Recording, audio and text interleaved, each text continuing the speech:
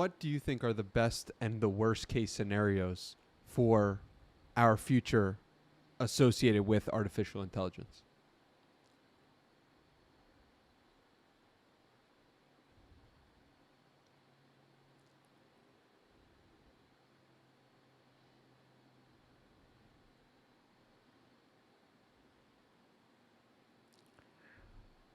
I think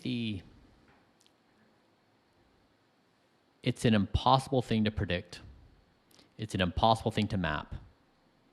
Given those conditions, the best thing we can do, in my estimation, is to immerse ourselves in this tapestry of intelligence.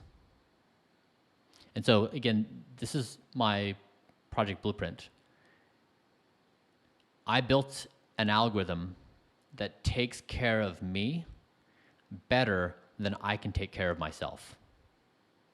And the algorithm is measurement to science to protocol. I have willfully given the care of me over to an algorithm. And it serves my interests better than I can serve my own interests. And so there's this discussion. Oftentimes we hear about this idea of goal alignment. You know, like the AIs are going to turn us all into paper clips or something like that. Now, that is not discounting that argument, but the idea that goal alignment between humans and machines, we don't even have goal alignment within self, let alone between all of humanity.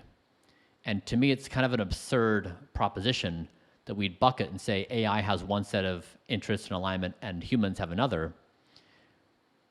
You really, to me, to start that proposition, if we're trying to brick by brick build this thing up, I really care to build goal alignment within me first. And the first thing I need to know is I do not represent my own best interests. I do things which self-sabotage. I do things which accelerate my aging and the onset of disease and make myself miserable, feeling, terrible after certain things.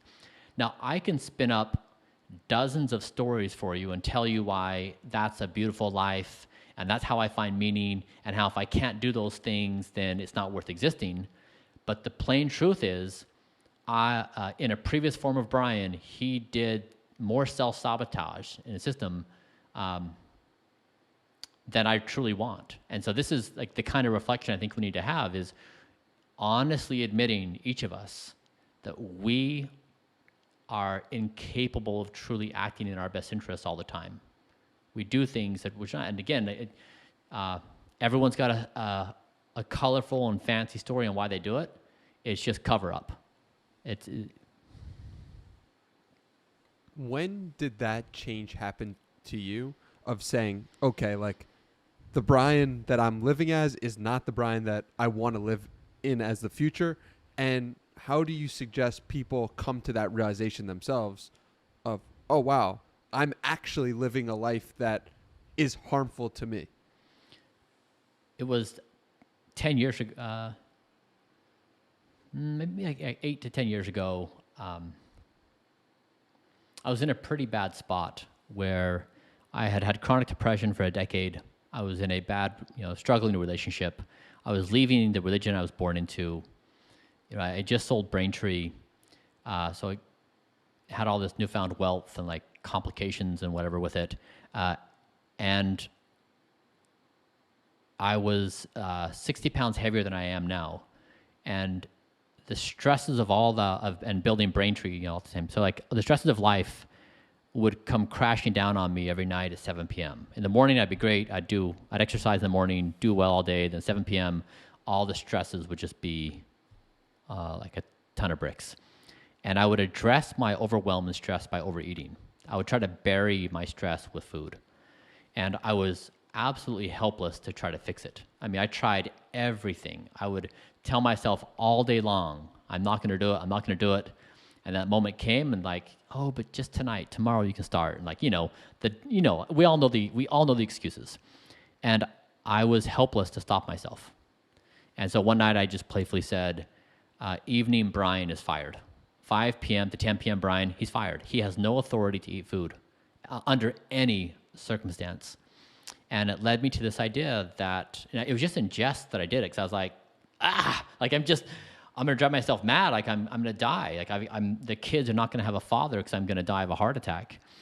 And that led to me to this idea that there was this possibility of dealing with my mind in a systematic way and keeping its powers in check and elevating other parts of self.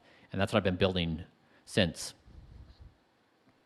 And then how do you recommend people come to that same realization themselves? I mean, everyone has I guess I call it a power law of good behavior.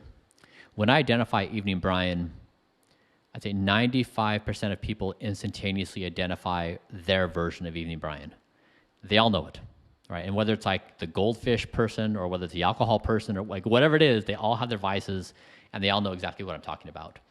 And so there's a power law of bad behavior. People typically have one or two things which they just can't stop, which then creates a cascade event where a bunch of other bad things happen because of it. Like once you've messed up doing one thing, it's like, why not everything?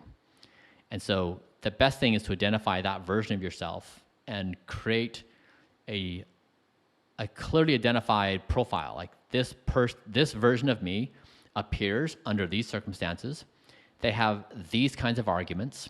They present this kinds of rationale, and they do these kinds of behaviors.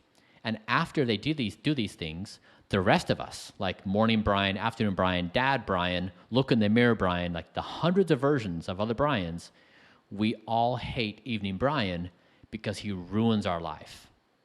And so then once you understand that, and then when that character emerges, it's like, okay, you're Evening Brian, and I know who you are, and I know the arguments you make, and I know the kind of behaviors you do, and you ruin everything for all of us.